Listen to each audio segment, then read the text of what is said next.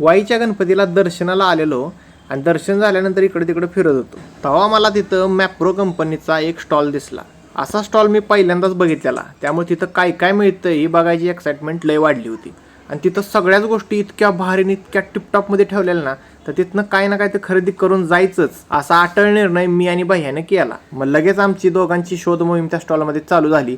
त्यातलं भैयानं 2 बाटल्या काढल्या. तर ती कुठली होती, तर एक ग्रीन ॲपलची होती आणि ब्ल्यू काय म्हणजे जांभळाची काहीतरी होती. मला काहीतरी वेगळं प्यायला मिळणार आहे या खुशीत मी होतोच. तेवढ्यात बैड्यानं जेलीचा पुडा एक बाहेर काढला. मग आता यातली किती चॉकलेट मी खाणार आणि किती अनुश्रीला द्यायची याचा मी विचार करत होतोच.